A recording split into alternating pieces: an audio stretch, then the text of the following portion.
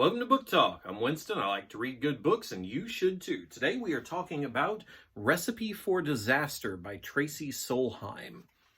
So, Griffin is a member of the Secret Service, hot on the trail of the art forger known only as the Artist. Marin is a chef inside the White House and happens to get swept up in the search for the artist, search for the counterfeiter, and her life is placed in danger.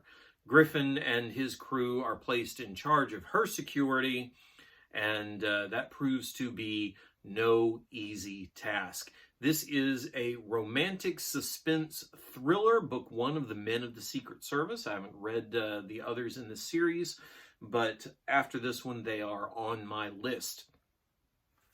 So I appreciated a great deal about this book.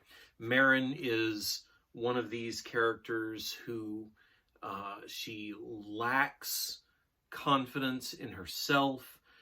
She doesn't really think that she measures up to everything around her, and this is really just her own self-image, because when you compare, when she gets into a situation and when she starts to do things, she steps up. She is equal to the task, and if it is in her field of expertise, namely the kitchen, then she absolutely excels. She sees things that other people don't see, relationships with the presidential grandchild, and things that are going on around her. And of course, her insights and relationships prove vital and invaluable to Griffin and his Secret Service team, who are pretty sure that if you just shoot something enough, you can solve the problem. But I like Griffin too. He's not just a gung-ho, let's charge in and get them and kill them all and be done with it. And he thinks things through. He has priorities apart from the job, and one of those priorities is, of course, as a Secret Service agent, keeping his charges safe. The espionage action in this really scratched that itch for the light thriller that I kind of like. It's not a very demanding book.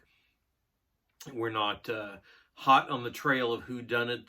The investigation is mostly going to resolve itself in the background, with other characters doing a lot of the legwork. And of course, Griffin and Marin are vital to it, because she's got information that everybody else needs, and Griffin is going to keep her safe and make sure that that information gets to the people that need it and gets used in the correct way. So some good. The dynamic between Marin and Griffin is also it's got a good give and take to it. They don't just glom onto each other.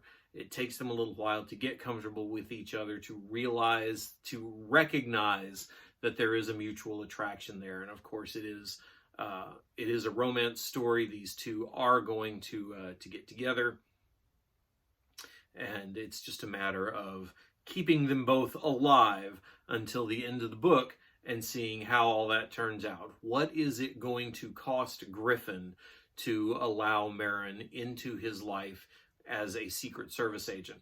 What is it going to cost Marin as a chef with a promising culinary career in the White House and possibly in the world outside? What is it going to cost her to allow Griffin, as a Secret Service agent who faces danger on a daily basis, into her own life of security? And of course, everything is thrown into a whirl by the villain of the piece, who comes in, and if he, arguably, if the villain hadn't acted in the way he did, doing the things he did, Marin and Griffin would never have met. They would not have gotten together, and everything just kind of slots neatly into place, works together, even when it feels like, hey, maybe this doesn't quite make sense. Why are they doing this? Why is this happening over here? By the time you get to the end of the book, every one of these items has clicked into place, and I really appreciated that about these kinds of thrillers. They can so often go so far off the rails in so many directions, but this one checked off every box that I want from this type of thing. The writing is clean, it is crisp, it's descriptive, the characters are memorable and likable, and it is spicy. It's got some spice to it. The language has some vulgarity in it, and there are some sexual situations. We don't go overboard into blood and gore, but this is written for the adult hardcore, the adult romantic suspense crowd. So that would be Recipe for Disaster by Tracy Solheim.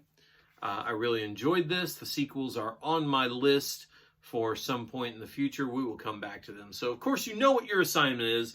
Go find a good book. Read it. Check out StarmanSaga.com for the Starman books, or DianeDetzer.com for Intergalactic League, or Critical Press Media, where you can find my books and all of these. Besides, when you've done all of that, come on right back here, because there's more book talk yet to come.